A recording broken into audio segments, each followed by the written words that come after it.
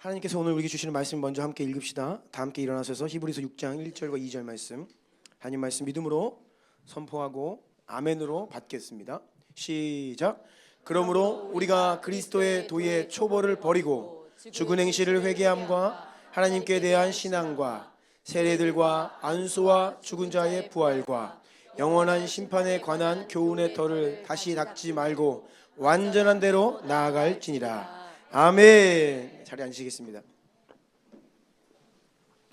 더비연합 철야 블레싱 세 번째 집회였는데요. 처음에 시작할 때에 청소년, 청년 그리고 장년 이렇게 1년에 세 차례 연합 집회를 하는데 3년을 하기로 이제 약속을 하고 시작해서 이제 청소년, 청년, 장년 세 번 다 끝났습니다. 그래서 본래 처음에 이제 하기로 했던 세 번은 이제 마무리가 되어서 앞으로는 어떤 모양으로 연합을 할지는 잘 모릅니다. 그런데 지난 3년 동안에 하나님께서 얼마나 우리에게 큰 은혜를 주시는지 모릅니다. 1년 동안에 이 세 번의 연합 집회를 중심으로 하여서 교회가 영적인 분위기가 또 새롭게 되고 많은 은혜를 하나님께서 주셔서 너무 감사드리고요. 특별히 오살리 금식기도원은요, 한국교회에 큰 부흥과 기도의 유업이 있는 곳이죠. 지금은 비록 그곳이 많이 쇠하여 있지만 다시 한번 그곳에 성령의 불같은 역사가 회복되기를 원하는 그런 마음으로 그곳에서 3년 동안의 철야 집회를 하게 되었습니다. 하나님께서 많은 은혜를 주셨고요. 그것을 통해서 여러분들 또 개인적으로도 교회적으로도 많은 돌파의 은혜가 있었을 줄 믿습니다.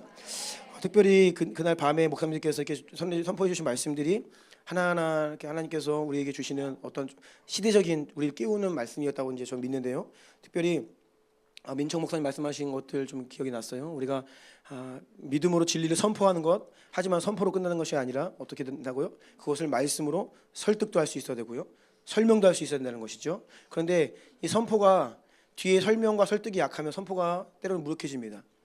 우리가 그래서 말씀을 잘 그 진리의 말씀으로 우리가 우리 심령을 가득 채워야 선포한 그 말씀이 실제가 되도록 계속해서 말씀으로 영혼들을 깨우고 설명할 수 있고요. 그 무엇보다 가장 큰 설득은 다른 게 아니라 우리의 삶입니다. 아멘.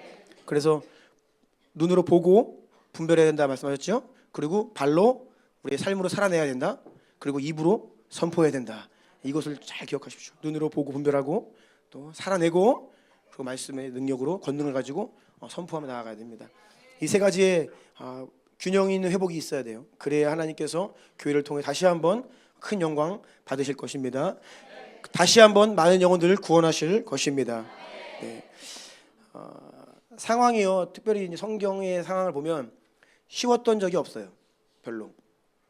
우리가 지금 살아가는 세상, 지금 시대가 많이 어렵다 하지만 사실은요, 쉬웠던 적은 없습니다. 언제나 쉬웠던 적은 없어요. 어려운 상황 속에서 능력이 하나님이 함께 하시기 때문에 그 상황과 시대적인 어떤 그런 환경들을 돌파할 수 있었던 것이죠. 그러고 보니까 우리 하나님은 한 번도 접은 적이 없는 분이시더라고요. 네, 정말 하나님은 실패가 없으세요. 선언할까요? 실패 없으신 하나님,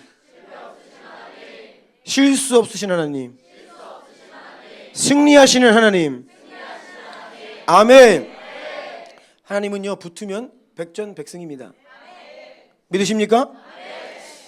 그래서 우리가 지금 이 어떤 시대적인 도전이 있고요, 강력한 영적인 공격과 유혹들이 있고요, 이런 것들을 우리가 잘 분별해야 되지만, 몰라서는 안 되지만, 시대적인 어떤 상황들을 이해한다라고 하면서 이것이 얼마나 무섭고 얼마나 지금 위기고 다 망할 것 같고 그래서는 안 돼요. 그것보다 훨씬 더 크고 위대하신 주님을 볼 수 있어야겠습니다. 네. 그래서 제가 이제 생각을 해봤어요. 우리가 이제 스포츠 경기를 할 때 이기는 게임이 있거든요. 월드컵 결승전입니다. 이기는 게임이에요. 그럼 거기에서 주전으로 뛰어야지. 네? 이기는 걸 확신하면요, 반드시 그 게임 뛰고 싶어요. 전쟁도요, 이기는 전쟁이 확실하다고 하면 나가서 승리해서 그 승리의 영광을, 전리품을 취하기를 원하는 것이죠. 아멘. 네. 마치 그거 같아요. 우리가 이런 시대적인 상황 가운데 눌려 있으면 안 되고 반드시 이기시는 하나님, 실수 없으시는 하나님, 한 번도 실패한 적 없으신 하나님, 반드시 승리하시는 하나님. 그러면 우리가 군사로 나가야죠. 아멘. 주전으로 뛰어야 돼요. 벤치 멤버보다 주전이 훨씬 더 영광스럽습니다. 네, 잘 준비되면 하나님 쓰십니다. 그리고 그 전쟁은요 반드시 이기는 전쟁입니다. 이러한 스피릿으로 우리가 마지막 때를 하나님의 군대로 전쟁에 참전하여서 승리의 영광을 누리는 교회가 되시기 축복합니다. 이것이 바로 승리하는 교회이고 승리하는 성도들인 줄 믿습니다. 아멘. 오늘 우리의 핵심 가치들 네 번째 시간인데요. 제목을 같이 읽어볼까요? 시작. 당신은 예수 그리스도의 복음 앞에 진정으로 회심하였습니까? 부제는 진정한 회개와 구원받는 믿음, 이러한 제목으로 하나님 말씀을 전하겠습니다. 오늘은 좀 온전한 믿음에 대해서 말씀을 나누려고 합니다. 제가 굉장히 성도들을 대할 때, 어떤 사람들을 대할 때 중요시하는 부분이에요. 믿는다고 하지만 구원받는 온전한 믿음이 아닌, 믿음이라고 다 같은 믿음이 아닙니다. 성경을 봐도요, 믿는다고 나오는데 그것이 온전한 믿음이 아닌 경우가 있어요. 그런 것들을 좀 살펴보려고 합니다. 사도행전 8장 9절 보면요, 마술사 시몬이 나옵니다. 그는 원래 이제 마술을 행하던 자였죠. 악한 영에게 자기 영혼을 팔았던 것 같아요. 그렇게 마술을 행하던 자였는데, 근데 그가 빌립이 이 동네에 와서 예수님 이름을 전하고 예수의 권능으로 귀신을 쫓아내고 병든자가 낫고 이런 놀라운 걸 봤어요. 나보다 더 능력 있는 사람이 있네. 그래서 이 빌립을 보고 예수님 믿고 어떻게 되느냐? 13절 보면요, 함께 읽어볼까요? 시작. 시몬도 믿고 세례를 받은 후에 전심으로 빌립을 따라다니며 그 나타나는 표적과 큰 능력을 보고 놀라니라. 시몬이 마술사 시몬이 빌립이 전하는 복음을, 예수님을 믿고 세례를 받은 후에 전심으로 빌립을 따라다녔다. 빌립이 아무에게나 세례를 주었을까요? 초대교회입니다. 복음이 아주 농도 있게 살아있던 때예요. 교회가 어떤 다른 외부적인 이단들이나 환경 상황으로 인하여서, 아니면 뭐 돈의 욕심, 만몬 이런 것들로 인해서 스포일되지 않은 아주 순수했던 초대교회입니다. 그때 주님께서 세우신 교회의 7 집사님들 중에 한 분이셨던 이 빌립 집사님, 그 안에 엄청난 지혜와 성령의 권능으로 역사했는데요, 빌립 집사님이 세례를 아무나 줬겠어요? 아니요. 세례를 주었어요. 전심으로 따라다녔습니다. 그런데 사도 베드로와 요한이 이 사마리아에 내려와서 다시 믿는 성도들에게 안수를 할 때에 성령이 막 임하십니다.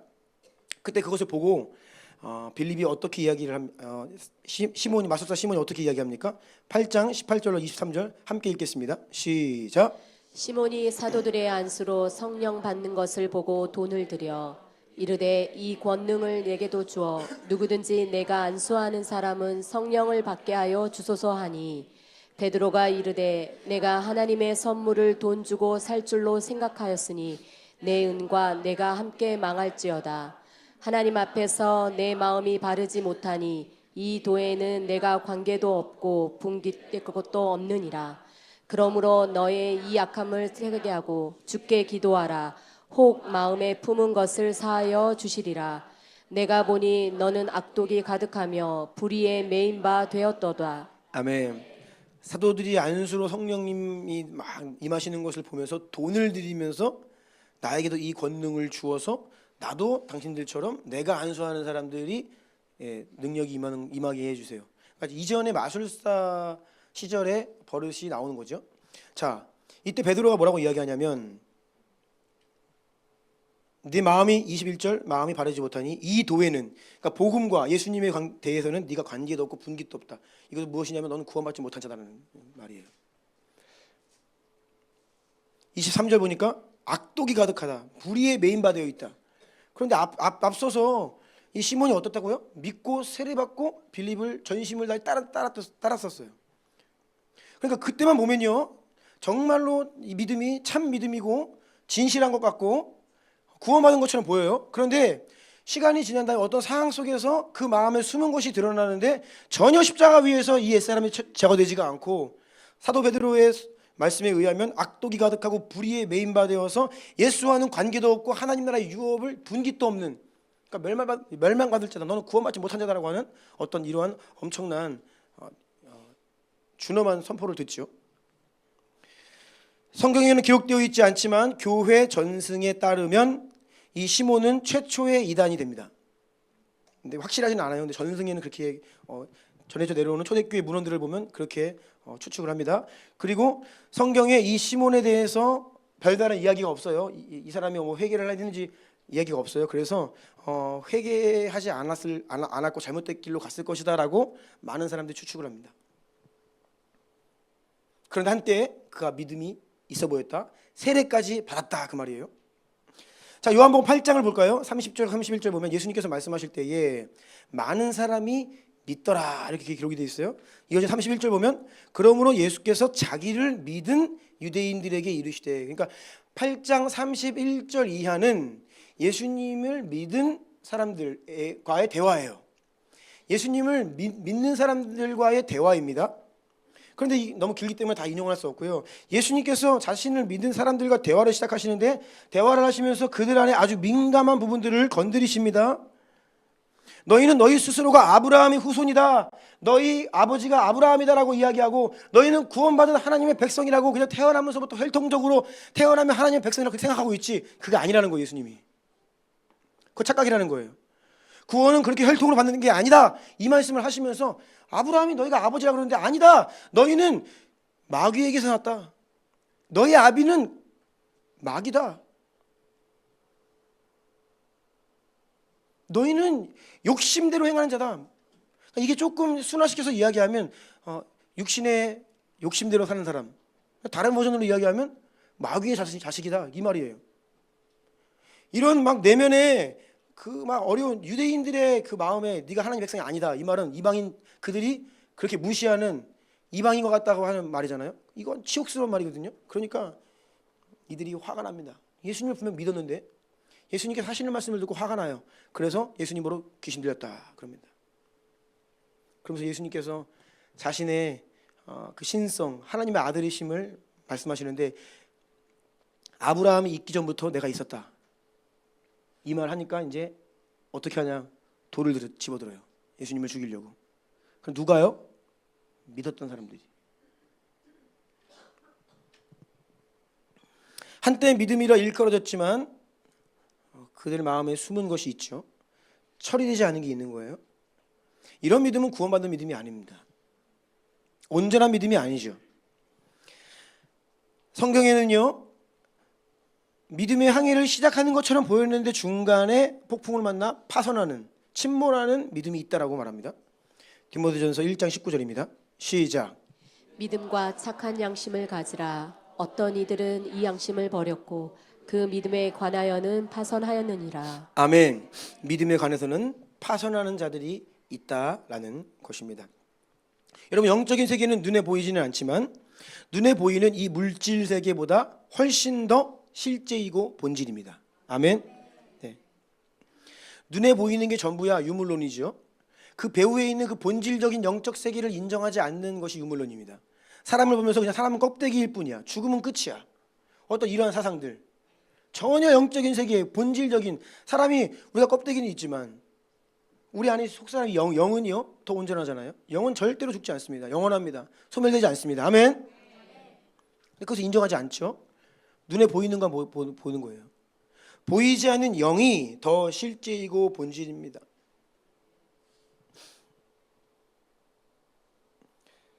하나님은 영이시니 예배하는 자가 영과 진리로 예배할지니라. 하나님도 눈에 보이지는 않으시지만 영이시지만 실제이시죠. 살아계시죠. 아멘. 그러니까 여러분, 이런 눈에 보이지 않는다고 해서 우리가 눈에 보이지 않는다고 해서 그냥 가르치고 공부해서 배우는 게 아니에요. 우리가 가르치고 공부하고 배우는 것은 한계가 있죠. 물론 그것도 필요합니다. 근데 그것은 한계가 있어요. 정말 실제는 그것을 경험해야지, 직접 봐야지, 직접 먹어야 알지. 하나님의 선하심을 맛보아 알지어다 했지, 맛보아 알라 그러지 하나님은 선하신 분이다라고 공부해서 아는 게 아니라고요. 물론 진리의 말씀을 통하여 공부합니다. 아, 하나님은 선하신 분이구나 지식적으로 이해를 해야 되죠. 그런데 영이신 하나님을 그 정도 수준에서 아는 게 아니에요. 하나님은 살아계시는 분이기 때문에 경험해야 됩니다. 아멘. 영적인 세계는 실제이기 때문에 경험해야 됩니다. 아멘. 근데 영 안이 닫히고 그냥 육적으로 살면요 안 보이는 거예요. 눈에 보이는 게 전부인 줄 알고 살아가는 거예요. 누군가를 만나서 이런 얘기를 할 때가 있습니다. 악수하면서 처음 뵙겠습니다. 그런데 말씀 많이 들었습니다. 말씀 많이 들었는데 많이 아는 거예요? 모르죠. 악수하고 밥 한 끼 먹고 그때부터 그 사람 알아가는 거죠. 우리가 하나님에 대해서, 영적인 세계에 대해서 이야기는 많이 들을 수 있고 공부할 수 있어요. 그런데 그것은 단지 극히 일부분에 불과하다는 거예요. 하나님을 만나고 경험해야 돼요. 아멘. 누가복음 20장 38절 선포합니다. 시작. 하나님은 죽은 자의 하나님이 아니요 살아있는 자의 하나님이시라. 하나님에게는 모든 사람이 살았느니라 하시니. 아멘. 하나님은 죽은 자의 하나님이 아니요 살아있는 자의 하나님이시라. 아멘.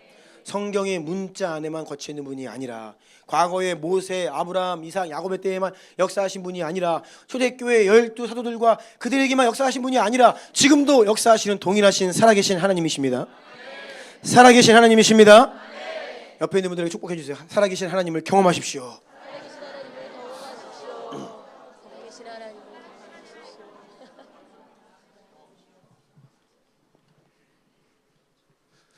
그런데 오늘날 이 영적인 세계에 대해서 가장 밝히 깨닫고 영적인 세계를 분별하고 그 눈에 보이지는 않지만 영이신 하나님을 마음 다해 예배하고 그분과의 어떤 친밀한 교제를 누리며 하나님을 경험하고 그 경험하는, 하나님을 경험하는 그 흔적이 간증이 차고 흘러 넘쳐야 될 교회와 성도들 안에서 사라져가는 거예요. 겉모양은 있고 교리는 있고 지식은 있는데 과연 하나님을 만나고 경험하는 성도들이 얼마나 됐느냐. 정말 이 교회를 보면 하나님이 살아 역사하시는구나, 하나님의 살아 역사하시는 그 증거가 차고 흘러 넘치는 교회가 과연 얼마나 되느냐. 디모데후서 3장 5절입니다. 시작. 경건의 모양은 있으나 경건의 능력은 부인하니 이 같은 자들에게서 내가 돌아서라. 아멘. 종교입니다. 모양은 있으나 능력은 없어요. 말은 있는데 그 말이 뭔지, 예수의 이름은 부르는데 예수의 이름의 능력이 도무지 보이지가 않아요. 종교입니다. 미혹이죠. 초대교회 때에도 이러한 영지주의, 강력한 미혹이 있었어요. 모든 실제를 부인하고 다 영적이다 영적이다 영적이다 하면서 실제인 예수 그리스도를 지식화시키고 관념화시켜서 그냥 깨달음으로 구원받는다, 지식으로 구원받는다, 어떤 이러한 컨셉이죠. 현대 교회 안에 이 풍조가 너무 많다는 거예요, 여러분. 제가 지난 수년 동안에 처음부터 주남교회를 처음 시작할 때부터 지금까지 계속 이 말씀을 드리고 있어요. 하나님은 살아계신 분이고 그분을 만나야 되고, 아멘. 성도들의 삶은요 그분과의 관계예요. 나의 구원받았다 이 뜻은 내가 구원받은 이후로 하나님과의 내 안에 아름다운 스토리가 있는 거예요. 간증이 있는 거예요. 내가 힘들 때 주님 나에게 찾아오셔서 나를 일으키시고 눈물 닦아주시고 세임 주시고 돌파하게 하시고, 인간적인 생각으로는 불가능한 상황이었는데 주님 내게 은혜 주셔서 나를 살려주셨고 회복하게 해주셨고, 아멘.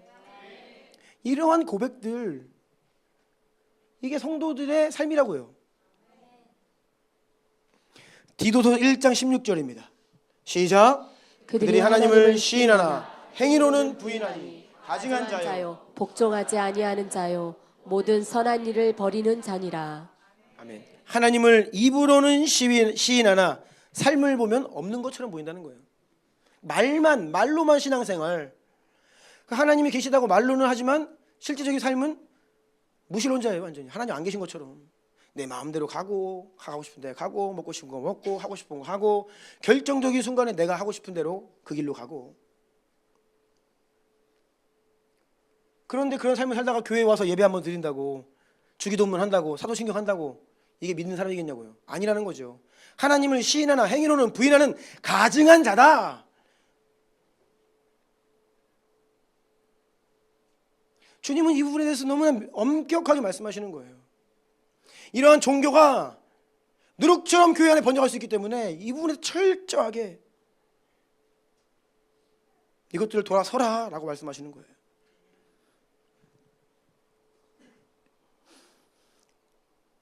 영적인 척하지만 영은요 가장 실제라고 했습니다. 영적인 척하는데 실체가 없는 거예요. 겉모양은 있는데 그 안에 생명이 없습니다. 하나님을 믿는다고 하는데 도무지 하나님을 경험한 적이 없습니다. 기도한다고 하는데 기도 응답을 경험해 본 적이 없어요. 입으로는 주님을 고백하는데 삶 속에서는 내가 주인이에요. 경건의 모양은 있는데 능력을 부인해요. 능력이 하나님을 믿는다라고 하지만 능력이 없는 거예요. 이러한 모습들을 이야기하는 것입니다. 왜 이러한 비극이 교회 안에 일어납니까? 성경 말씀은요, 우리에게 계속해서 반복적으로 다각도로 다차원적으로 그러면 안 된다, 우리에게 경고하고 있음에도 불구하고 왜 오늘날 교회와 성도들은 이러한 말씀 앞에 무지한 것일까요? 영적으로 너무 무지해요. 평생 신앙생활을 수십 년간 하는데 지금 말씀드린 이런 말씀 앞에 한 번도 직면해 본 적이 없어. 그래서 오늘 우리가 거듭남, 중생, 거듭남과 또 이 거듭난 자에게서 반드시 나타날 수밖에 없는 이 회심이라고 하는 이 부분을 함께 하나님 말씀을 가지고 살펴보려고 합니다. 첫 번째 1번 떼어주시겠어요? 같이 읽겠습니다. 시작. 중생은 하나님께서 우리에게 새로운 영적 생명을 주시는 신비로운 역사입니다. 중생, 다른 말로 거듭남이라고 하죠. 요한복음 3장 3절로 8절까지의 말씀을 함께 읽겠습니다. 시작. 예수께서 대답하여 이르시되 진실로 진실로 내게 이르노니 사람이 거듭나지 아니하면 하나님의 나라를 볼 수 없느니라. 니고데모가 이르되 사람이 늙으면 어떻게 날 수 있사옵나이까? 두 번째 모태에 들어갔다가 날 수 있사옵나이까? 예수께서 대답하시되 진실로 진실로 내게 이르노니 사람이 물과 성령으로 나지 아니하면 하나님의 나라에 들어갈 수 없느니라. 육으로 난 것은 육이요 영으로 난 것은 영이니 내가 내게 거듭나야 하겠다 하는 말을 놀랍게 여기지 말라. 바람이 임의로 불매 내가 그 소리는 들어도 어디서 와서 어디로 가는지 알지 못하나니 성령으로 난 사람도 다 그러하니라. 아멘. 하나님의 나라에 들어가려면 반드시 거듭나야 됩니다. 여러분 기억하십시오. 하나님의 나라에 들어가려면 반드시 거듭나야 됩니다. 중생해야 한다, 다시 태어나야 한다라고 예수님 분명히 말씀하십니다. 그러니까 니고데모는요, 아브라함의 후손으로 태어났어요. 그리고 가문이 좋은 가문이에요. 사람들을 어려서부터 말씀 교육을 철저히 받아서 말씀 거의 전체를 다 암송을 하고 이 말씀을 풀어주고 해석하고, 그러니까 강단에서 하나님 말씀을 증거하던 이스라엘 백성들의 지도자입니다. 근데 그들에게는요, 이 거듭나야 된다고 하는 개념이 없어요. 그냥 태어나면 내가 아브라함의 후손이지, 이스라엘 하나님 백성으로 태어났지, 난지 8일 만에 할례를 받고 이것이 하나님 백성의 증표, 그러니까 뭐 그냥 하나님 백성이라고 찰떡같이 믿고 있는 거예요. 그런데 예수님이 말씀하시는 거예요. 아니다. 물과 성령으로 다시 나지 않으면 한 사람도 하나님 나라에 들어갈 수가 없다. 이러한 거듭남은요, 전적으로 하나님이 우리에게 행하시는 일인데요. 자, 요한복음 1장 13절, 이는 혈통으로나 육정으로나 사람의 뜻으로 나지 아니하고 오직 하나님께로부터 난 자들이니라. 아멘. 그러니까 혈통으로 구원받는 게 아닙니다. 어떤 우리의 의지나 노력, 사람의 인간의 뜻으로 노력으로 구원받는 게 아닙니다. 그러니까 여기서 계속 거듭난다, 태어남, 탄생, 출생에 대해서 말씀을 하시는 거예요. 여러분들 가운데 여러분의 노력으로 스스로 태어나신 분이 있습니까? 그러니까 이 거듭남이라고 할 때에는요, 굉장히 이 수동적인 측면, 그러니까 하나님이 우리에게 행하시는 일이라고 강조해서 말씀하시는 거죠.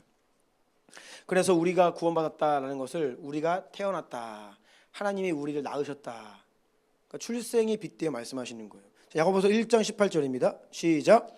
그가 그 피조물 중에 우리로 한 첫 열매가 되게 하시려고 자기의 뜻을 따라 진리의 말씀으로 우리를 낳으셨느니라. 아멘. 우리를 낳으셨느니라. 네. 우리 모두는 어머니의 뱃속을 거쳐서 이 땅에 태어났죠. 여러분의 생일날 바로 그날 여러분들이 태어나셨습니다.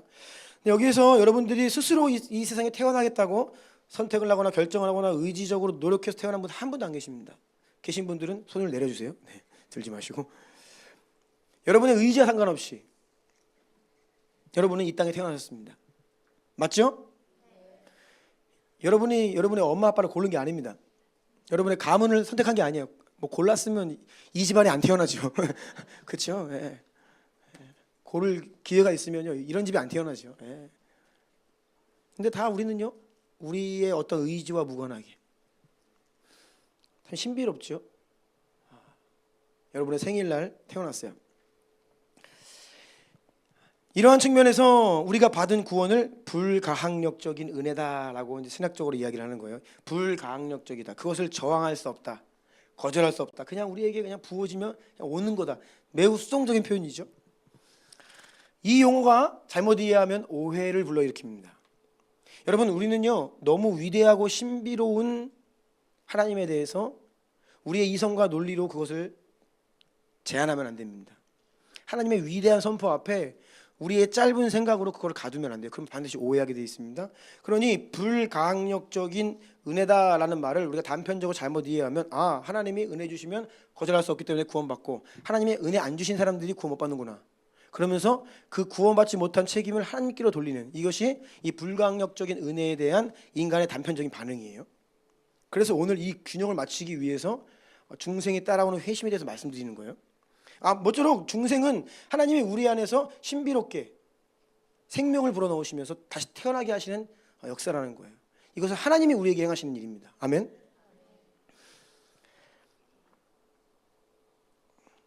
사람이 거듭날 때, 다시 태어날 때 정확하게 언제 그 일이 일어나는지 아무도 모릅니다. 그리고 우리 안에 어떤 일이 어떻게 일어나는지도 몰라요. 이것은 신비입니다. 신비. 그냥 우리 영적으로 다시 태어났다라고 신비로 그것을 믿음으로 고백할 뿐이지, 정확히 언제 그 일이 일어났는지, 또 어떤 일이 우리 안에서 일어나는지는 우리 잘 이해 못해요. 신비로운 일이죠. 요한복음 3장 8절 다시 한번 읽습니다. 시작. 바람이 임으로 임으로 불매 불매 내가 그 소리는 들어도 어디서 와서 어디로 가는지 알지 못하나니 성령으로 난 사람도 다락 그러하니라. 바람이 부는데 이 바람이 도대체 어디에서 왔는가? 바람이 눈에 안 보이잖아요. 지금 과학이 발달해가지고 뭐 좀 더 이해를 깊이 할 수 있는지 모르지만 모든 것을 이해할 수는 없어요.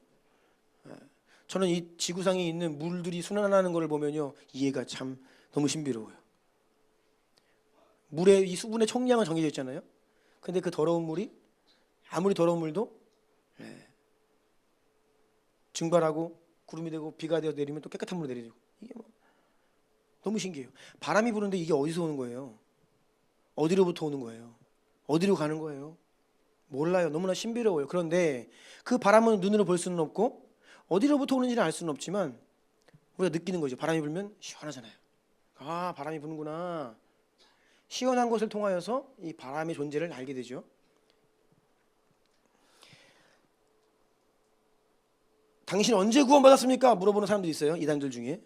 조심하세요. 그 질문하면 그냥 싹 그냥 딱 뒤돌아서세요. 그냥 빠이빠이 그냥 하세요. 더 이상 말을 섞지 마세요. 왜냐하면 이단들은요, 낚시질을 잘합니다. 아주 그냥 연약한 성도들의 상태를 거의 잘하고 있어요. 한국교회 성도들의 상태를 너무나 잘 파악하고 있어요. 그래서 대충 이 정도 수준이다, 이렇게 걸면 다 넘어간다. 얘는 좀 세네? 그러면 그 다음 게 또 있어요. 그래서 정해져 있는 이 질문들 목록이 있고 인형 구절이 있고 그걸 철저하게 교육받아요. 그러니까 완전히 사람을 속이기 위해서 그 집중 교육을 받기 때문에 말을 많이 해도 대화가 잘 안 되고, 또 우리가 적절한 대답을 해도 그들은 들으려 하지 않습니다. 그런데 언제 구원 받았습니까? 물어보는 사람들 구원파죠. 언제 구원받았는지 어떻게 알아요?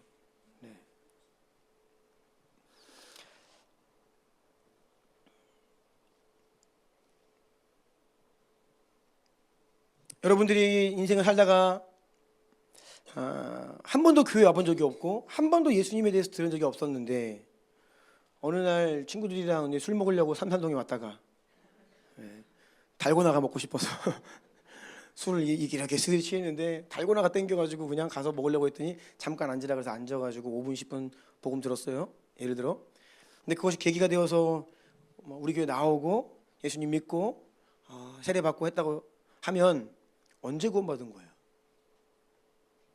달고나 먹으면서 복음 들었던 그때예요?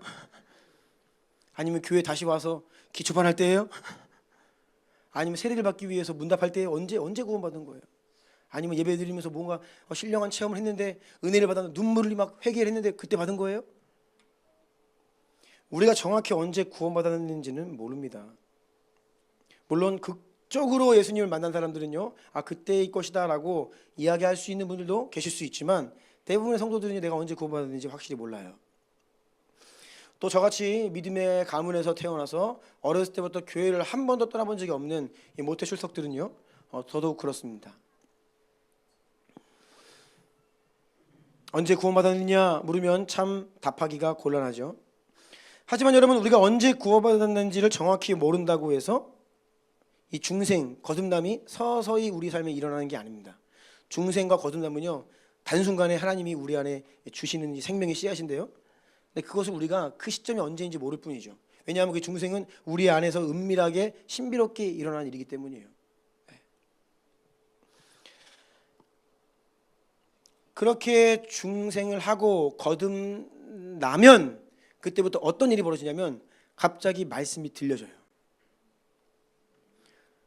그냥 길거리에서 선포하던 그 마이크 대고서 막 예수 천당 불신지옥 외치던 사람들을 맨날 경멸의 눈으로 미쳤네, 광신자들이라고 했던 사람이 어느 날 갑자기 그게 진짜처럼 들리는 거예요. 왜냐하면 그 마음 안에 하나님이 그 사람을 거듭나게 하시면 그때부터는 새롭게 들립니다. 말씀이 들려지기 시작해요. 아멘. 믿겨지기 시작합니다. 내가 새롭게 태어났기 때문에, 중생케 하셨기 때문에 믿겨지는 거예요, 말씀이. 아멘. 네. 하지만 이 중생 언제 구원받았습니까? 라는 질문에는 우리가 확실하게 대답할 수는 없지만, 중생한 자의 삶에 나타나는 회심의 열매 있죠. 당신은 언제 회심했습니까? 라는 질문에는 우리가 대답을 할 수 있습니다. 이거는 우리의 의식과 우리의 삶 가운데 겉으로 나타나는 것이기 때문에 회심이라고 하는 것은 그것을 인지할 수 있어요. 그래서 2번과 3번으로 연결되는데요. 자, 2번 보겠습니다. 시작. 거듭난 그리스도인의 삶에는 반드시 감출 수 없는 증거가 나타납니다. 아멘. 이 제목을 잘 보셔야 돼요. 제목 매우 중요합니다. 거듭난 그리스도인의 삶에는 반드시 감출 수 없는 증거가 나타납니다. 요한복음 3장 8절 다시 한번 읽겠습니다. 시작.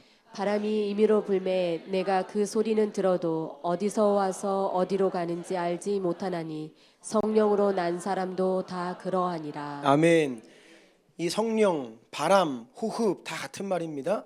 그래서 이 바람에 비유하시는 거예요. 성령께서 우리를 다시 태어나게 하시는 이 역사가 얼마나 신비로운지, 마치 바람처럼 어디에서부터 왔는지 모르지만 어느샌가 내게 불어와서, 이 바람이 내게 불어오면요, 시원하다 말씀드렸죠. 나뭇가지가 흔들려요.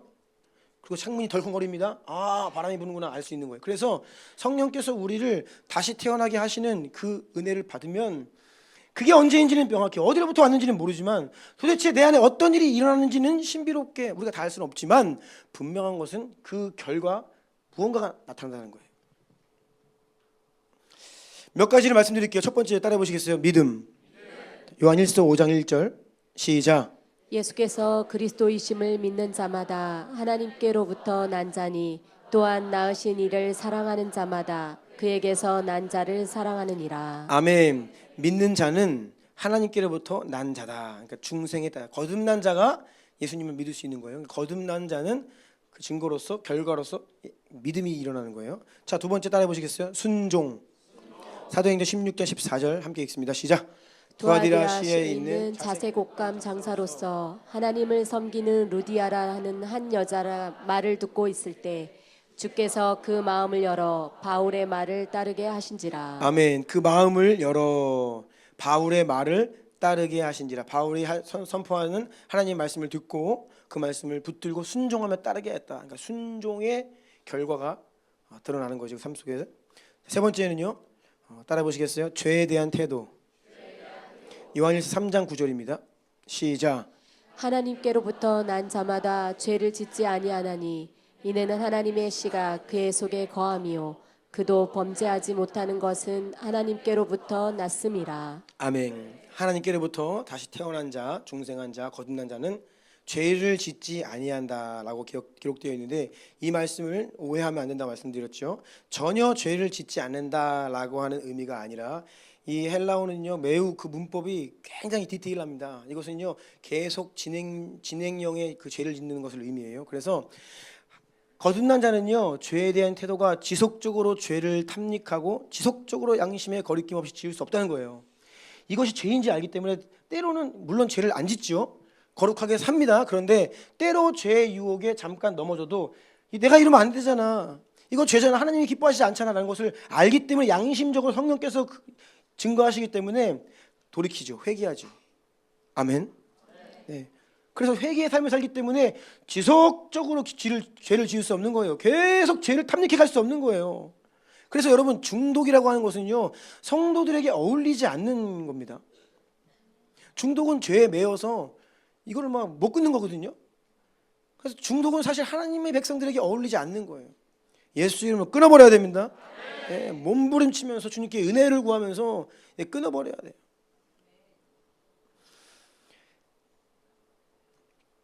또 결과가 있죠. 따라해 보시겠어요? 사랑. 요한일서 4장 7절 시작. 사랑하는 자들아 우리가 서로 사랑하자. 사랑은 하나님께 속한 것이니 사랑하는 자마다 하나님으로부터 나서 하나님을 알고. 아멘. 하나님 자체가 사랑이시기 때문에 그분이 내 안에 오심으로 인해 이제는 우리가 사랑할 수 있는, 사랑하는, 사랑으로 선택하는 존재가 된다라는 결과가 있다는 거예요. 그 다음 따라하세요. 세상을 이기는 능력. 요한일서 5장 3절 4절입니다. 시작. 하나님을 사랑하는 것은 이것이니 우리가 그의 계명들을 지키는 것이라. 그의 계명들은 무거운 것이 아니로다. 무릇 하나님께로부터 난 자마다 세상을 이기느니라. 세상을 이기는 승리는 이것이니 우리의 믿음이니라. 아멘. 우리 하나님이 승리의 하나님이십니다. 따라서 그 하나님의 백성들 또한 승리의 삶을 살게 되는 것이에요. 세상을 이기는 능력이죠. 세상을 승리하는 능력을 말합니다. 세상의 핍박과 죄의 유혹을 이길 수 있는 능력을 얻게 된다는 말씀입니다. 하나님 말씀을 순종하면서 따라 사는 것이 무거운 일이 아니라 막 의무이고 막 버거운 거고 막 힘들고 그것이 아니라 오히려 그것이 기쁨이 되는 거예요. 하나님 말씀을, 여호와의 율법을 즐거워하여 그 율법을 주야로 묵상하면서 그 말씀 가지고 승리하는 거예요. 아멘. 그 말씀 가지고 치열하게 싸우는 겁니다. 아멘. 그래서 넉넉히 이기게 된다. 이것이 거듭난 자의 삶 가운데 나타나는 결과예요. 한 가지 더 보겠습니다. 따라해 보세요. 보호를 받음. 요한일서 5장 18절 시작. 하나님께로부터 난 자는 다 범죄하지 아니하는 줄을 우리가 아노라. 하나님께로부터 나신 자가 그를 지키심에 악한 자가 그를 만지지도 못하느니라. 우리를 지키심에 악한 자가 그를 만지지도 못하느니라. 아멘. 그런데 이 말씀 구절 앞을 먼저 보셔야 돼요. 하나님께로부터 난 자는 죄를 범죄하지 않는다. 그러니까 하나님께서 우리를 악한 자로부터 보호하시는 방식이 죄를 짓지 않게 하시는 거예요. 그러니까 이 부분에 성도들이 헷갈려요. 뭐 예수님 믿으면 죄 똑같이 질 수 있는데 용서해 주시는 것이, 그게 아니에요. 여러분, 죄를 끊는 능력을 주십니다. 아멘. 세상을 등지고 살 수 있는 능력을 주세요. 세상을 사랑했던 마음이 이제는 하나님을 사랑하는 마음으로 완전 바뀌는 겁니다. 그래서 죄를 짓지 않게 하심으로 악한 자의 공격으로부터 우리 보호하시는 거예요. 악한 영이 누구를 공격하는지 아십니까? 죄 짓는 사람 공격해요. 에덴에 살고 있던 아담과 하와를 공격할 수가 없어요. 거짓말로 유혹하는 거예요. 죄지라고. 죄를 짓는 순간 그들의 영을 사로잡아 버리죠. 종노릇하게 만들죠. 자기의 자식들 만들어 보입니다. 이게 죄 짓는 자에게 역사는 사탄의 역사예요. 그래서 성도들은요, 죄 문제 앞에 회개로 나아가야 됩니다. 십자가로 나아가서 그 죄를 끊어버려야 돼요. 용서받아야 됩니다. 그리고 그 죄를 돌아서야 돼요. 거기서부터. 죄 지면 또 공격해 들어와요. 그래서 우리가 보호를 받는다라는 것은요, 십자가의 보혈인데, 내가 설령 넘어져도 주의 보혈로 덮으셔서 용서하시고 십자가의 능력으로 죄를 이기게 하시는 거예요. 죄를 이긴다는 것은 단지 용서받는다는 의미가 아닙니다. 죄를 짓지 않게 하신다는 거예요. 아멘. 이것이 이상하게 들리면 안 됩니다. 여러분, 범죄하며 살던 사람들이 예수 믿고 왜 계속 죄를 짓습니까? 음란에 빠져 그 음행을 하던 자들이 왜 예수 믿고 계속 그렇게 해요? 아니잖아요.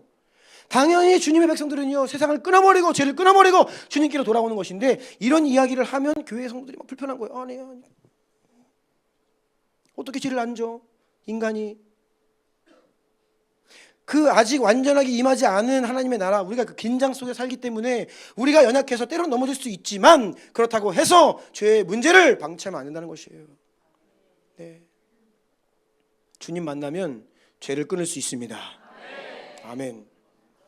그렇게 하심으로 우리를 보호하신다는 겁니다. 자, 이런 것들이 거듭난 사람들의 삶에 나타나는 감출 수 없는 결과들입니다. 그리고 갈라디아서 보면요, 성령의 열매가 있죠. 9가지 성령의 열매가 있는데 이것 또한 감출 수 없는 열매입니다. 근데 열매는 속성상 나무를 보면 열매가 어떻게 돼요? 때가 되면요 이제 자라죠.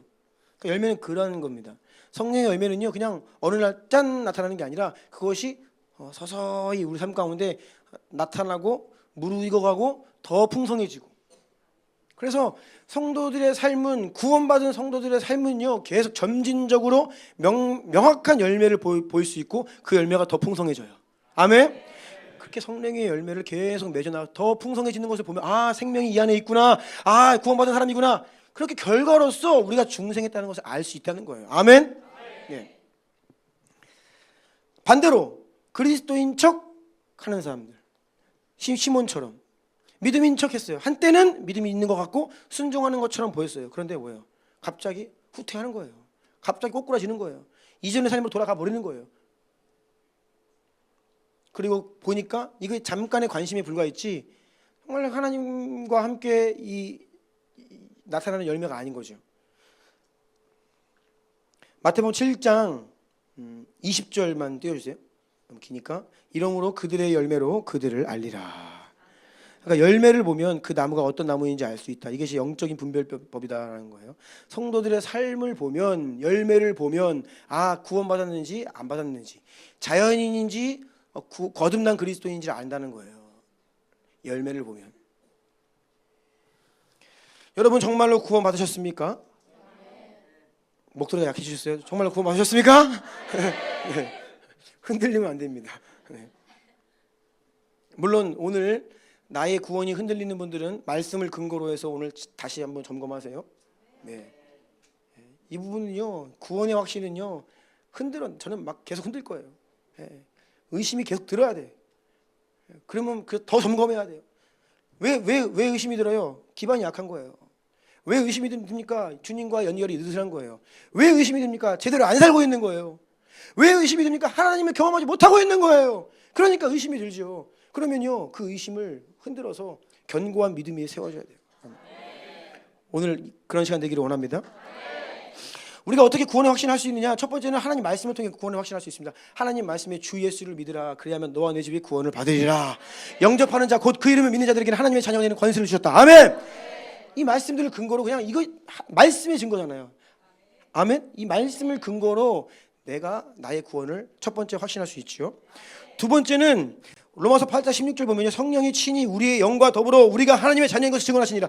내 안에 성령님이 오시며 그 성령님이 내 안에 증언하세요. 그래서 내가 내적인 확신이 있게 돼요. 남들이 뭐라 해도, 남들이 아니라 그래도 나는 하나님의 자녀야.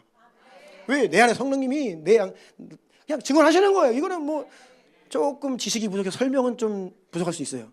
그래도 내 안에 확신이 있는 거예요. 성령이 나의 영과 함께 증언하시기 때문에.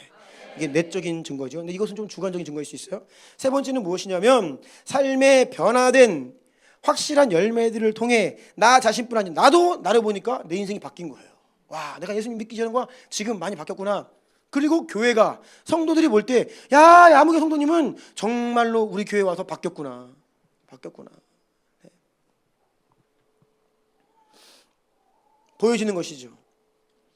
이렇게 다차원적으로 우리는 내가 받은 구원을 확신할 수 있습니다.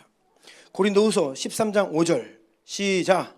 너희는 믿음 안에 있는가? 너희 자신을 시험하고 너희 자신을 확증하라. 예수 그리스도께서 너희 안에 계신 줄을 너희가 스스로 알지 못하느냐? 그렇지 않으면 너희는 버림받은 자니라. 아멘. 너희가 진정한 믿음 안에 있는가? 정말 구원받는 믿음, 온전한 믿음 안에 거하고 있는가? 너희 자신을 시험하고 너희 자신을 확증하라. 아멘. 계속 시험하고 확증해야 됩니다. 이 작업을 계속해야 돼요. 평생 해야 됩니다. 평생 해야 돼요. 우리의 구원은, 여러분이 받은 구원은요, 이렇게 너무나 확실하고 철저하고 다차원적으로 검증할 수 있는 확실한 것이에요. 감출 수 없는 것입니다. 애매모호하지 않습니다. 옆에 있는 분에게 말씀해 주세요. 애매모호하지 않습니다.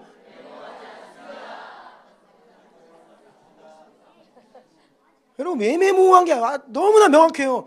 내가 내 안에 이 구원의 문제가 애매모호하다. 뭔가 something wrong이에요. 문제 있는 거예요. 하나님의 뜻이 아니에요. 그것은. 여러분의 믿음이 더욱더 견고해지기를 축복합니다. 자, 3번 넘어가 주세요. 자, 읽겠습니다. 시작. 회심은 중생의 가장 확실한 증거입니다. 좀 신속히 지나가도록 하겠습니다. 중생과 회심을 구별해야 됩니다. 중생은 우리 안에 하나님이 행하시는 일이에요. 우리를 다시 태어나게 하시는 역사입니다. 신비로운 거예요. 언제 일어나는지 몰라요. 그런데 내 안에 중생의 은혜를 주셨기 때문에, 내가 영적으로 다시 태어났기 때문에 그 결과 회심이 내 안에 드러나요. 경험돼요. 지금 그거 말씀드리는 거예요. 자, 중생은 하나님께서 행하시는 일방적인 일이라고 했죠. 내가 태어나는데 내가 노력을 하는 게 아닙니다. 그런데 그 이후에 이 회심은요, 하나님의 역사와 나의 의지가 같이 역사합니다. 내가 반응하고 내가 선택하고 내가 의지적으로 나아가야 돼요. 이게 회심의 역사의 그 속성이, 하나님과 우리가 같이 일하는 거예요. 그래서 내가 언제 회심했는지를 알 수 있습니다. 내가 전혀 하나님께 마음도 두지 않고, 그런데 이제는 하나님께 정말로 진짜 회개하고 세상을 돌이키고 순종하기로 결단하고, 그러한 이 회심의 열매가 있다는 거예요. 근데 물론 이 회심도 매우 극적으로 경험하는 사람이 있고, 다소 상대적으로 점진적으로 회심의 역사가 있는 사람도 있습니다. 하지만 그때를 알 수 있다는 것이죠. 자, 4번 넘어가 주세요. 시작. 회심이란 죄에 대해 진정으로 회개하고 구원을 위해 그리스도를 믿는 것입니다. 이 두 가지가 회심의 내용이에요. 죄에 대해 진정으로 회개하는 거예요. 그리고 구원을 위해 그리스도를 믿는 거예요. 따라해 보세요. 회개와 믿음. 회개와 믿음. 그런데 오늘날 형식적인 회개와 형식적인 믿음이 너무 많아서 진정한 회개, 구원받는 믿음을 말씀드리는 거예요. 진정한 회개와 구원받는 믿음, 이것이 회심의 두 가지 내용인데, 진정으로 물과 성령으로 거듭난 성도들은요, 반드시 의식적으로, 여러분의 의식적으로, 의지적으로 지난날의 죄로부터 돌이키는 회개가 일어납니다. 그리고 예수 그리스도를 믿는 믿음의 고백을 여러분들이 의지적으로, 의식적으로 하게 됩니다. 다시 말씀드려요. 이것은 의식적인 영역 안에서 일어나기 때문에 자신이 회심했는지를 인지할 수 있습니다. 넘어갈게요. 5번. 시작. 구원받는 믿음에는 지식과 동의, 인격적 신뢰가 포함됩니다. 우리가 이제 믿음이라고 이야기할 때, 이제 회개는 이어서 살펴보고요. 믿음으로 이야기할 때, 오늘날의 믿음이 너무나 온전한 믿음이 아니에요. 많은 경우에. 여러분, 다시 말씀드리지만 예수님께서 행하신 일들을 지식적으로 아는 것은 구원이 아닙니다. 영이신 하나님, 살아계신 하나님을 우리가 믿는 것은요, 그냥 지식적으로 그분이 무슨 일을 행하셨는지를 지식적으로 듣는 게 아니에요. 그걸 아는 게 아닙니다. 이것은 구원을 위한 기초이긴 하죠. 하지만 그것으로 인해 구원받는 것은 아니에요. 자, 로마서 10장 13, 14절 시작. 누구든지 주의 이름을 부르는 자는 구원을 받으리라. 그런즉 그들이 믿지 아니하는 일을 어찌 부르리요? 듣지도 못한 일을 어찌 믿으리요? 전파하는 자가 없이 어찌 들으리요? 아멘. 구원을 받으려면 주의 이름을 불러야 되는데, 그 주의 이름을 부르려면 먼저 믿어야 되고, 믿으려면 들어야 된다는 거예요. 들으려면 전파하는 자가 있어야 된다는 거예요. 그러니까 누군가가 나에게 예수님께서 나를 위해 행하신 그 십자가의 복음을 선포해 줘야 돼요. 설명해 줘야 돼요. 전해 줘야 되는 거예요. 아멘. 그것을 듣는 것이죠. 그래서 지식적인 요소가 반드시 필요해요. 필수적인 요소입니다. 그런데 지식이 왔다고 구원받는 게 아닙니다. 지식만으로는 충분하지 않습니다. 왜냐하면 제가 짧은 인생이지만 이렇게 살아오면서 어떤 사람들은 사실을 알면서도 그거를 거절해요. 사실을 분명히 알면서도 그것을 대적해요. 사실을 알면서도 싫어해요. 뭐 이런 말 많이 들어봤어요. 아, 수련회 가면 좋을 거 아는데 안 간대. 뭐 이런 거. 아, 수련회 가면 뭔가 이게 은혜가 있을 거 다 알아요. 안 돼. 근데 안 간대. 가기 싫은 거죠. 이게 뭐예요? 아는데 싫어. 여러분, 이등이 있다니까요. 제 친구들 중에서도 하나님 믿는데요, 예수님 믿는데 알겠대, 네가 설명하는 거 동의하겠대. 근데 교회는 가기 싫대. 제가 정말 오래전에는요, 사람이 지식적으로 예수님 안 믿는 사람은 지식적으로도 예수님을 거절할 것이다라고 생각했어요. 근데 어느 순간인가 지식적으로는 예수님 역사적 사실로는 인정하는 사람들, 그런데 세상을 좋아하고 교회 나오기를 거절하는 사람들이 많다는 사실을 깨닫게 되었어요. 그리고 제가 회심 이전에 그런 상태였다는 것을 알게 되었어요. 지식적으로는 명확히 알았죠. 분명히 알았죠. 어렸을 때부터 뭐 그냥 다른 복음을 들어본 적이 없어요. 네. 이 복음만 아주 그냥 어렸을 때부터 그냥 계속해서.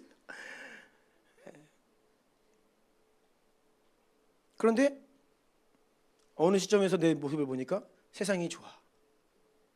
회개하기가 싫어. 당분간 지속해야 돼. 머리는 알아요, 이게 나쁜 거라는 거. 그런데 좋으니까 일단은 해야 돼. 언젠가는 뭐 그만두겠지 라는 마음도 있어요. 그래서 한편에는 좀 죄책감도 있었어요. 근데 이게 지속되니까 죄책감도 사라지고 양심도 무뎌지고 그냥 세상이 좋아요. 좋은 거야. 저는 저 스스로 이러한 상태에 대해서 굉장히 큰 혼란을 느꼈습니다. 머리로는 의심치 않는데 나는 왜 이럴까? 나는 무슨 상태지? 그런 사람들 많습니다. 바울은 많은 사람들이 하나님의 율법을 알지만, 즉 그 율법을 통해 계시되어 있는 그냥 부모님을 공경해야 된다, 이웃을 사랑해야 된다, 살인하지 말아라, 도둑질하지 말아라, 이게 양심적으로 잘못된 것을 다 알아요, 사람들이요. 그래서 어린 아이들이 거짓말을 할 때 처음에는 마음이 두근두근거려요. 다 두근두근거려요. 누군가의 물건을 처음 훔칠 때 다 두근두근거려요. 태어나면서부터 그 담대하게 물건 훔치는 사람 없어요. 막 혼날까봐 막 두려워하고 막 그런 시절을 다 지나요. 그런데 그것이 잘못되는 것을 알면서도 그것을 반복해서 하다 보면요, 서서히 양심이 무디어지고 인이 박히고 그러면서 거기에 매여서 완전히 종로 타는 거죠. 로마서 1장 32절, 그들이 이 같은 일을 행하는 자는 사형에 해당한다고 하나님께서 정하심을 알고도 자기들만 행할 뿐 아니라 또한 그런 일을 행하는 자들도 옳다느니라. 사람들이요, 죄가 죄인 줄 압니다. 왜 모든 사람들 안에 두려움이 있는지 아십니까? 죄인이기 때문이에요. 다 두려워. 죽음이 두려워요. 왜 두려워요? 본능적으로 알아요. 내가 이렇게 한평생 엄청난 죄를 짓고 살았는데 내가 죽으면 뭐 있다. 그래서 두려운 거예요. 죽음만큼 두려운 게 없잖아요. 죄 때문에 두려운 거예요. 사람은요, 잘못된 걸 압니다. 그런데 그것을 좋아해요. 우리 아이들 부모님께 순종해야 된다는 거 다 알죠? 순종이 가끔 안 될 때 있죠. 네. 고개를 숙이네요.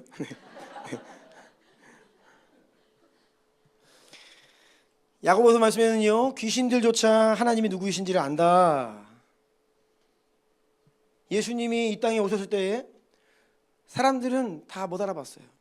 종교인들은 성경 박사라고 했지만 예수님이 누군지 몰랐어요. 그런데 누가 제일 먼저 알아봤어요? 귀신들이요. 막 발악을 하고 난리였습니다. 우리 이제 끝장나는 거냐, 막 비상. 큰일 났어. 다 알아보는 거예요. 예수님을 알아요. 그가 어떤 존재인지 압니다. 야고보서 2장 19절 시작. 내가 하나님은 한 분이신 줄을 믿느냐? 잘하는도다. 귀신들도 믿고 떠느니라. 아멘. 그러니까 여기서 믿음이 뭐예요? 그냥 지식을 말하는 거예요.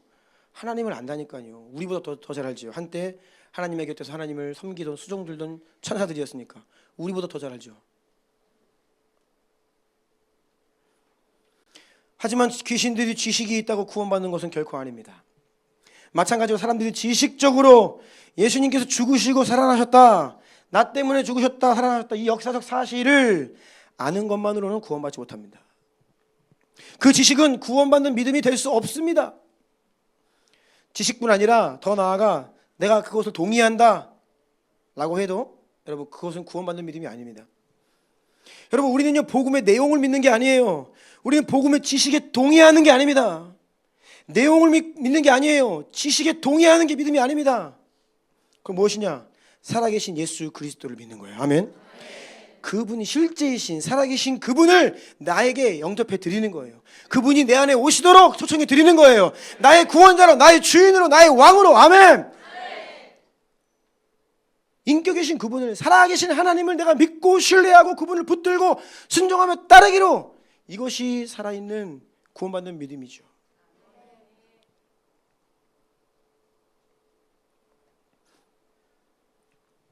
단순한 사실에 대한 믿음이 아니라 예수님에 대한 신뢰가 있어야 돼요. 신뢰. 저는 그래서 이 믿음이라고 하는 말이 오늘날에 좀 신뢰라고 하는 말을 해야 조금 더 설명이 되지 않나. 믿음은 너무 많이 써서 우리가 믿음 믿습니까? 믿으세요. 뭐 믿어. 그게 뭔지 잘 몰라. 믿음의 내용이. 신뢰하냐고요. 인격적으로 하나님을. 나야가라의 그 외줄타기 하는 사람이 막 고개를 부리면서 거기를 왔다 갔다 하는 거예요. 많은 사람들이 환호를 합니다. 이 사람이 등에 다른 사람 없고 갔다 올 수 있을 것을 믿으십니까? 많은 사람들이 믿는데요. 누가 업힐래? 아무도 안 업혀. 믿는 게 아니죠. 못 믿어. 까딱 잘못하면 죽는 거예요. 주님은요 그냥 멀리서 구경하면서 그래요, 위대해요, 맞아요, 동의해요, 그렇게 할 거예요, 성공할 거예요. 그런 지식과 말을 원하시는 게 아니라 진짜 그 등에 탈 수 있냐? 너 정말 네 인생 걸 수 있냐? 너 정말 예수께 너 다 드릴 수 있냐? 신뢰하냐고 묻고 계시는 거죠. 네.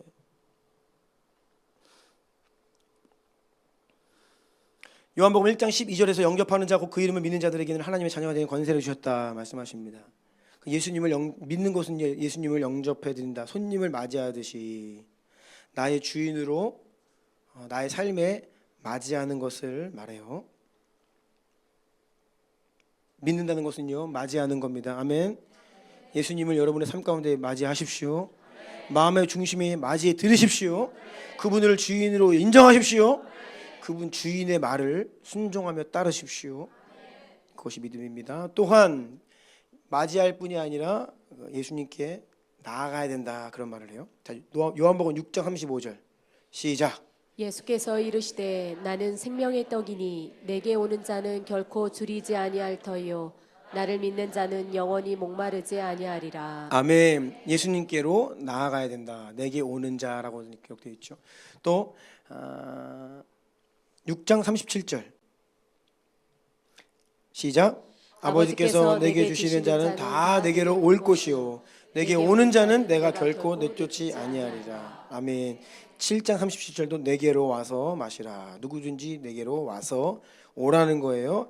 마태복음 11장 28절 시작. 수고하고 무거운 짐진 자들아 다 내게로 오라. 내가 너희를 쉬게 하리라. 아멘. 내게로 오라. 영접한다라는 것과 오라라고 하는 것에 우리가 지식과 동의를 넘어서는 무언가가 있습니다. 주님께 나아간다라고 하는 말의 의미는 무엇일까요? 이스라엘 백성들이 광야에서 하나님을 시험하다가 죽어갔습니다. 특별히 그 요르단 갔었잖아요. 작년에 우리 청소년들 거기 차를 타고 그냥 이동해도 힘들어요. 물 없으면요 정말 살 수가 없어요. 너무 고통스러운 곳입니다. 너무나 태양이 뜨겁고 그 사막이요. 이스라엘 백성들이 막 그 배고프고 뭐 허기지고 목마르고 하니까 하나님을 막 저주하기도 하고 그래요. 근데 하나님이 참으시다가 이제 중간중간에 한 번씩 이제 안 되겠다 채찍을 드십니다. 그 민수기 말씀 보면요 이스라엘 백성들이 어떻게 이야기하냐면 먹을 것도 없고 마실 것도 없고 막 그래가지고 막 하다가 뭐라 그러냐면 이 하찮은 음식 더 이상 먹기 싫다 그래요. 하나님이 은혜로 만나를 주시는데 그 하나님이 기적적으로 그거 안 내려주시면 죽어요. 오늘 하나님이 이스라엘 백성들을 구원하시려고 그 기적적으로 주시는 만나를 이 하찮은 음식 맨날 반찬 투정하면 안 되니까 엄마한테 큰일 나. 잘못하면 굶어. 맨날 막 반찬이 똑같아. 뭐 그거 한 거예요. 하나님이 그 말씀 딱 들으시고요. 어떻게 하십니까? 불뱀을 보내십니다. 불뱀에 물려서 독사에 물려서 이제 이스라엘 백성들이 죽어가요. 그 죽어가는 고통이 얼마나 고통스러울지는 잘 모르겠습니다. 모쪼록 죽어가요. 수많은 사람들이. 그때 모세가 하나님께 간구하고 하나님께서 장대 나무 위에 노스로 불뱀을 만들어서 걸어라. 그 누구든지 그것을 보는 자는 치유될 것이다 말씀하시죠. 그런데 그때 그 장대 위에 나무 위에 걸려 있는 노뱀을 바라보지 않고 죽은 사람들이 상당수 있었습니다. 왜일까요? 여러분 장대 위에 나무 위에 노스로 만든 뱀을 이렇게 걸어놨어요. 그런데 당시 이스라엘 이 진영을 보면요 장정만 20세 이상 싸움에 나갈 장정만 60만이 넘어요. 그 100만 명이 넘는 사람들이 지금 다 노숙을 하는 거예요. 장막치고. 그러면요 그 진영이요 끝도 안 보이게 넓습니다. 그러면 중심에 장대 위에 놋뱀을 달면요 안 보여요. 안 보인다고요. 그게 뭐냐, 이게 보면 이게 구원 이거 아니에요. 그 아픈 몸을 이끌고 그 앞으로 나갔어야 돼요. 살기 위해서 나 살아야겠다 그 믿음이 있으면요 부축해서 그냥 끌고 가서 그 봐야 돼요. 그런데 믿지 않는 사람들이 그거 안 한 겁니다. 이게 하나님께 나아간다라고 하는 의미예요. 여러분, 이 우리를 구원하는 이 복음이요 예수 그리스도 십자가가요 그냥 선포되고 지식적으로 알고 동의하고 뭐 그런 게 아니에요. 우리가 거기까지 나아가야 되는데 그 나아가야 되는 그 길이 쉽지가 않을 수 있다는 거예요.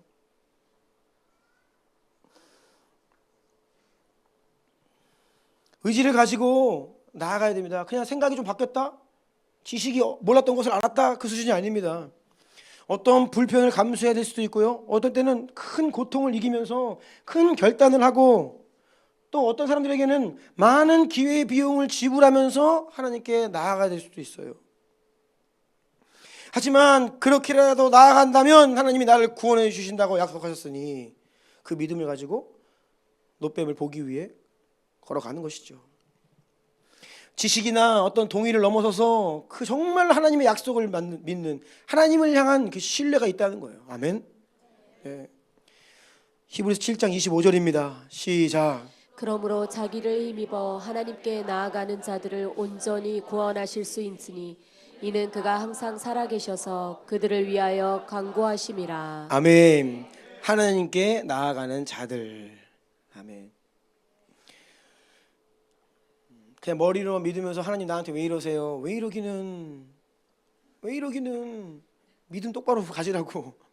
그렇게 살면 안 된다고 이제 허락하시는 어려움이에요. 근데 믿는다는 거예요. 자기는 제대로 믿는 게 아니라는 것이죠.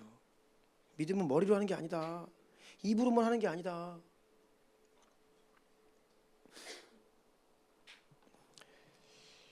신앙생활을 일정 시간 하다가 신앙이 무너진 사람들이 있습니다. 다시 믿음의 회복을 원한다고 이야기하죠. 그럼 제가 첫 번째 무엇을 말씀드리냐면, 첫 번째, 주일 예배 빠지지 말고 나오세요 그럽니다. 주일에 예배 빠지지 말고 나오세요. 이게 첫 시작입니다. 그렇게 말씀드려요. 그게 처음 하나님께 나아간 첫걸음이에요. 그것도 하지 않으면서, 그것도 못하면서, 그 정도도 하나님께 못 드리면서 하나님 나한테 왜 이러세요?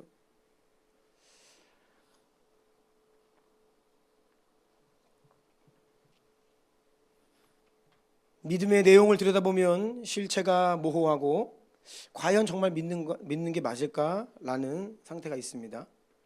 여러분, 주님께 나아가십시오. 장애물을 뛰어넘어야 됩니다. 많은 이 거치는 것들을 제거해야 됩니다. 그리고 주님께 나아가야 됩니다. 예수님께 많은 사람들이 나왔습니다. 예수님의 제자가 되기를 원했고 예수님을 따르고 싶다라고 이야기했어요. 그런데 그 말로는 일단 그렇게 얘기하는 거예요. 주님을 따르겠습니다. 주님은 우리가 기다리던 그 선지자입니다. 막 예수님을 인정해요. 입으로 따르겠다는 거예요. 근데 그때마다 예수님이 무슨 말씀을 어떻게 하시느냐, 예수님 보시면요 각 사람마다 말씀하시는 게 다 달라요.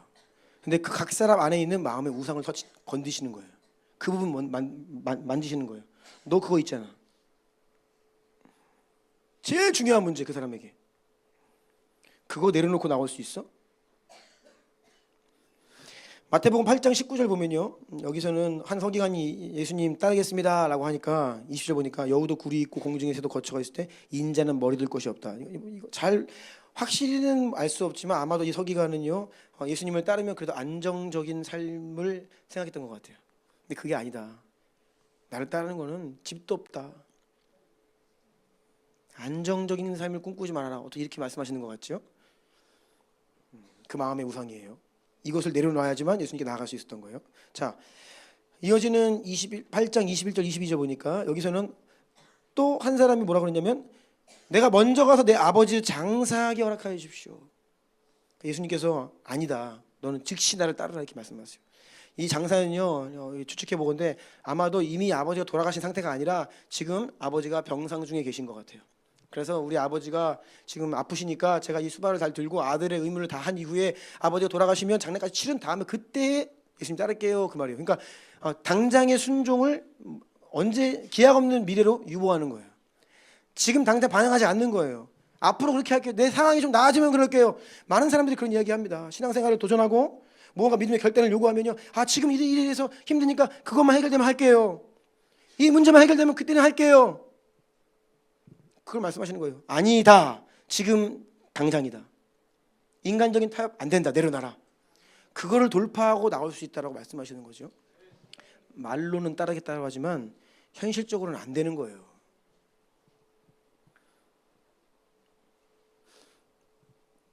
요한복음 6장에 보면요, 오병이어의 기적을 맛본, 그러니까 많은 것을 먹은 이스라엘 백성들이 예수님을 왕으로 삼으려고 합니다. 예수님이 그들을 떠나세요.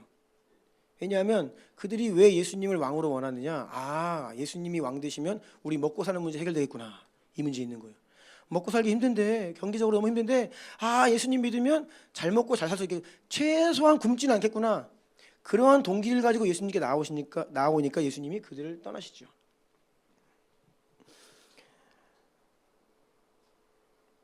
여러분, 반짝인다고 다 금이 아닙니다. 믿음의 고백을 한다고 다 믿음이 아니에요. 믿음처럼 보인다고 다 믿음이 아닙니다. 부자 청년은 어떻게 했어요? 예수님께서 다 팔아서 재산을 가난한 자에게 나눠주고 나를 따르라. 근데 어떻게 해요? 돌아가 버립니다. 안 되는 거예요, 그게. 정말로 주님께 내 마음의 우상, 내가 가장 중요하다 여기는 그것까지도 다 내려놓고 그 장애물을 뛰어넘어 정말 내 인생 주님께 맡길 수 있는가? 이 인격적인 신뢰가 있는가? 주님은 그 자리로 우리를 부르고 계시다는 거예요. 자, 6번입니다. 이제 거의 마무리되어 갑니다. 자, 6번 시작.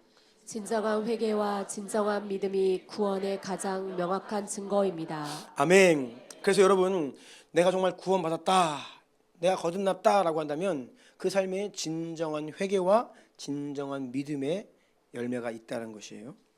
나의 죄에 대해서 그냥 잘못한 것을 아는 게 아닙니다. 진심으로 그 죄를 슬퍼하고 그 죄를 이제는 단호하게 거절하고 과감하게 그것을 끊어버리고 이제는 예수님께 순종하며 살겠다 결단하는 것이죠. 그러니까 진정한 이 회개에 있는 보면요, 이 정서적인 동의가 따라옵니다. 죄에 대한 슬픔이 있게 돼요. 죄를 미워하게 됩니다. 그리고 인격적 결단이 있게 돼요. 내가 의지적으로 예수님을 따르겠습니다. 이것이 진정한 회개이고 진정한 믿음입니다. 그러면 삶의 변화가 나타나죠. 성경에 보면요, 자기 행동이나 과거를 뉘우친 사람이 있어요. 슬퍼하는 사람이 있습니다. 그런데 여기에 그 죄를 버리겠다는 진실한 결단과 다시 예수님께로 향하는 그 믿음이 없으면요, 후회도 눈물도 진정한 회개가 아니라는 것을 알 수 있어요. 고린도후서 7장 9절 10절 보면요, 자, 한번 볼까요? 시작. 내가 지금 기뻐함은 너희로 근심하게 한 까닭이 아니요 도리어 너희가 근심함으로 회개에 이른 까닭이라. 너희가 하나님의 뜻대로 근심하게 된 것은 우리에게서 아무 해도 받지 않게 하려 함이라. 하나님의 뜻대로 하는 근심은 후회할 것이 없는 구원에 이르게 하는 회개를 이루는 것이요 세상 근심은 사망을 이루는 것이니라. 아멘. 잘못을 했지요. 잘못을 했을 때에 주님의 이 부르심을 받으면 근심하게 되어 있습니다. 내가 죄를 졌구나. 내 인생에 내 이런 문제 때문에 이렇게 무너져 있구나. 내가 정말 주님께 그 회개할 때에 나의 죄를 슬퍼하고 미워하고 근심하는 마음이 올라오죠. 그런데 이것이 진정한 회개로 나아가면요, 우리를 다시 깨끗게 하고 살리는 근심이 되는 건데, 이 10절 보니까 세상 근심은 사망을 이루는 것이라 나와요. 근심은 근심인데 세상 근심이 있어요. 내가 그때 왜 그랬지, 그러지 말았어야 되는데 막 한탄하고 통곡하고 잘못했지, 그러면 안 됐는데 막 근심을 합니다. 그런데 그러한 근심이라고 구원받는 게 아니에요. 그러한 근심이 있다고 다 회개가 아닙니다. 히브리서 12장 16, 17절 보면요, 그냥 읽진 않겠어요. 에서가 자신이 장자 명분을 판 것에 대해서 17절 보시면요, 눈물을 흘리며 간구했다라고 해요. 근데 에서는요, 눈물을 흘리며 간구했지만 회개한 것이 아닙니다. 그래서 이 히브리서 기자가 음행하는 자들에 대해서 얘기하는 거예요. 너희가 잘못한 것을 눈물을 흘리면서 후회할 수는 있는데 그렇다고 그게 회개가 아니다. 주님께 돌아와야죠. 주님께 은혜를 구해야죠. 그 죄를 끊어버려야죠. 아멘. 마태복음 27장 3절 4절 보면요, 심지어 예수님을 판 가룟 유다도 뭐라고 나오냐면 스스로 뉘우쳤다. 스스로 뉘우쳤다. 그리고 4절 보니까 이르되 내가 무죄한 피를 팔고 죄를 범했다. 자기의 죄를 자신의 입술로 고백합니다. 여러분, 뉘우치고 눈물 흘리고 죄 고백하는 게 물론 회개 요소이지만 그게 온전한 회개가 아닙니다. 눈물 흘릴 수 있습니다. 그런데요, 힘들어서 눈물을 흘릴 수 있어요. 자기 연민 때문에 내가 불쌍해서 내 신세 한탄하면서 눈물을 흘릴 수 있습니다. 내가 지은 죄의 결과가 너무나 고통스러워서 눈물 흘릴 수 있어요. 그런데 그 눈물이 구원 아니에요, 여러분. 그것이 회개는 아닙니다.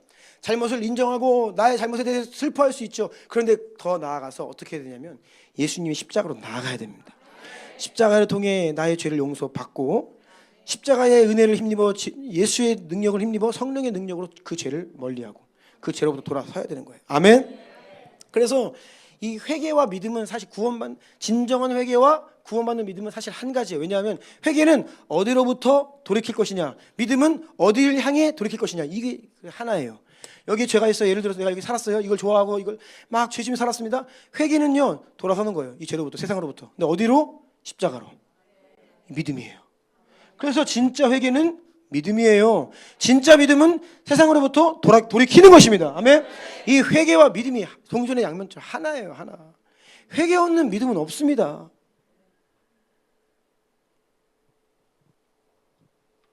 그리고 그리스도께로 향하는 믿음 없는 회개는 없어요.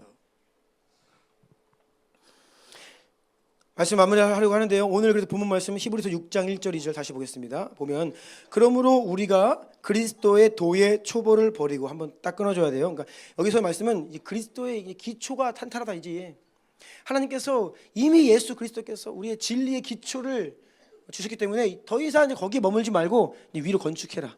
더 영광스러운 자리로 자라가야 된다. 그런 말을 하면서 도의 초보를 버리다. 잊어버리란 말이 아니에요. 그 수준을 뛰어넘어라 그 말입니다. 근데 그 내용이 무엇이냐면 죽은 행실을 회개함과 하나님께 대한 신앙과 세리들과 안수와 죽은 자의 부활과 영혼의 심판에 관한 교훈의 털을 다시 닦지 말고. 그러니까 이 6가지가 기초예요. 가장 복음의 기초. 그리스도 도의 초보. 그러니까 이 터가 이미 있으니까 다시 닦지 말고 이제는 완전한 대로 나아가라 그 말입니다.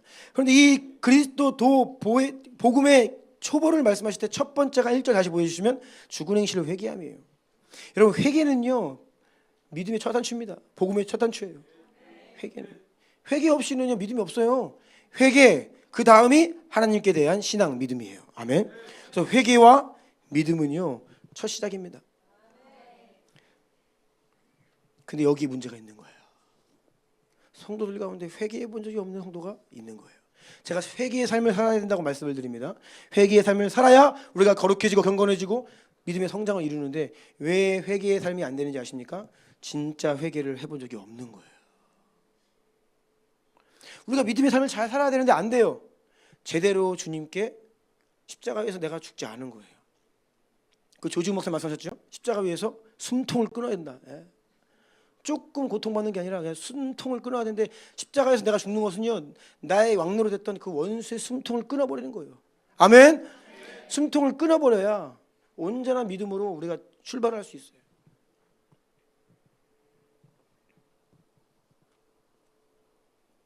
그래서 예수님도 세례 요한도 항상 회개하라 천국이 가까웠느니라 이렇게 말씀하셨고, 누가복음 24장 46절도 보면 예수님께서 뭐라 말씀하시냐면 그리스도가 고난을 받고 제3일에 죽은 자 가운데 살아날 것과 또 그의 이름으로 죄 사함을 받게 하는 회개가, 이거는 회개의 복음이죠. 회개가 온 모든 족속에 전파된다. 그러니까 복음은 다른 말로 하면 회개예요. 회개. 믿음은 다른 말로 하면 회개예요. 그리고 초대교회 때 사도 베드로가 수많은 사람들에게 복음을 전할 때는 언제나 그것은 회개의 복음이었어요. 사도행전 2장 38절 너희가 회개하여 각각 예수 그리스도의 이름으로 세례를 받고, 3장 19절 그러므로 너희가 회개하고 돌이켜 죄 없이 함을 받으라. 아멘. 네. 주님께서는요 이것을 말씀하세요. 여러분 정말 구원 받으셨습니까? 그러면 구원받은 자에게는요 회심이라고 하는 삶의 열매가 나타납니다. 그 회심은요 진정한 회개와 구원받는 믿음입니다. 네. 진정한 회개와 구원받는 믿음입니다. 나는 한 번도 주님 앞에 진실로 회개해 본 적이 없다. 정말 주님께 용서를 구하고 그 십자가를 통해 나의 죄를 사해 주신 것을 내가 확신하고 그 세상으로부터 돌이키는 그 회개를 경험하지 못했다. 여러분 그 은혜 구하셔야 돼요.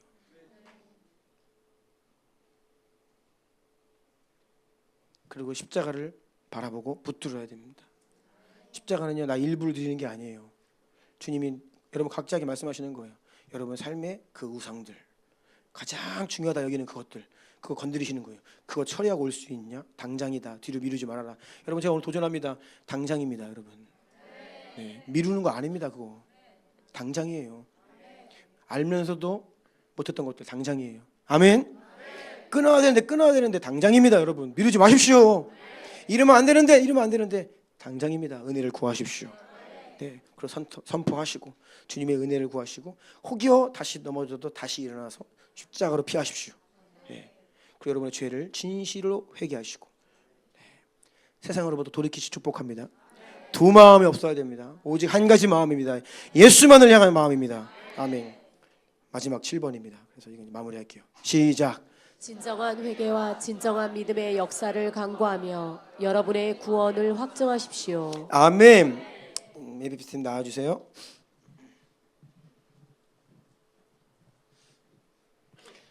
그러니까 예수님께서 회개를 선포하셨잖아요. 회개하라 천국이 가까웠느니라 말씀하시고 이 요한계시록의 7교회와 성도들을 향한 예수님 말씀을 보면요 계속 주님은요 그때도 회개를 말씀하세요.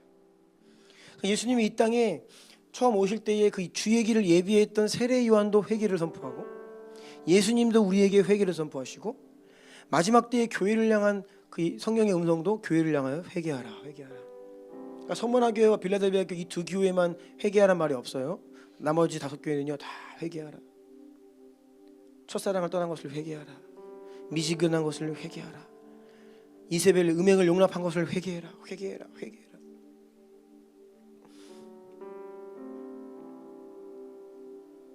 일부분만 회개하는 게 아니에요. 일부분을 떼어 주님께 헌신하는 게 아닙니다. 하나님은 여러분의 존재를 원하시는 거예요. 예수님을 믿는다는 것은요 나의 구원자뿐이 아니라 그러니까 구원자로는 다 인정해요. 다 믿는다고 해요. 구원자일 뿐 아니라 나의 주인으로 나의 머리로 나는 다 주님의 것, 다 전부를 드리는 거예요. 정말 예수님 믿고 따를 수 있냐고요. 예수님 한번 멋지게 섬겨보고 온 힘을 다해 주님 섬겨보면 내 인생 정말 성공한 인생이다 이 믿음이 있냐고요. 주님께 나아가는데 우리 마음에 거치는 것이 있어요. 아까 말씀드린 것처럼 안정적인 삶, 어떤 재물. 이 니고데모 같은 경우는요 그 명성과 지식이었어요. 그거 딱 건드리시는 거. 네가 유대인의 선생이면서도 이걸 알지 못하느냐? 자존심. 그런 말을 평생 들어본 적 없거든요. 어디를 가든지 칭송받고 당신의 그 뛰어난 지식, 성경 강해. 와. 그런데 네가 유대인의 선생이면서도 이것도 모르냐? 아무것도 모른다. 그 부분에서 돌파가 일어나야 됐던 거예요. 삭개오는요 자신의 재산의 절반을 가난한 자들에게 나눠주고 자신이 훔친 것들 4배로 갚아주겠습니다. 그는 지금까지 돈을 우상 삼고 살았던 사람이거든요. 이게 제거되는 거예요. 이것이 회개입니다. 우리 안에 회개가 일어나기를 원합니다. 오늘 하나님께서 여러분들 다시 한번 초청하고 계세요. 한 번도 진실한 회개를 해본 적이 없는 분들은 진실한 회개를 강구하십시오. 주님 머리와 지식적인 동의가 아니라 내 전인격으로 세상을 뒤로하고 예수님께로 향하기를 원합니다. 세상과 버텨있던 나의 삶 가운데 그것을 끊어버리고 이제는 나의 전부를 예수님께 올인합니다. 이 은혜를 허락하여 주시옵소서. 계속된 회개, 더 깊은 더 크고 놀라운 믿음의 자리로 나아가 우리의 삶 가운데 구원받은 자로서의 현저한 열매가 나타나기를 원합니다. 모든 성도들은 다 회개하고 돌이키고 예수님을 믿어야 됩니다. 그렇게 모두가 구원받은 하나님의 성도들로 확인되어 주시고 여러분 스스로를 확증하시기를 축복합니다. 우리 한번 두 손 들고 기도합니다. 주님께서 오늘 말씀을 통해 각자에게 주시는 음성, 오늘 여러분을 콜링하고 계세요. 주님께 나아가야 돼요. 그냥 머리로가 아니에요. 입술로만이 아니에요. 내 삶 가운데 무언가를 돌파하고 내려놓고 뛰어넘어 하나님께 나아가야 되는 거예요. 아플 수도 있어요. 어려울 수도 있어요. 많은 희생을 기회비용을 지불해야 될 수도 있습니다. 그런데 주님은 그것을 뛰어넘어 오늘 이 시간에 주님께로 나오기를 원하십니다. 누구든지 나에게로 나오라. 누구든지 나에게로 나오라. 수고하고 무거운 짐진 자들아 내게로 나오라. 우리 주님의 이름 세 번 부르고 기도합니다. 주여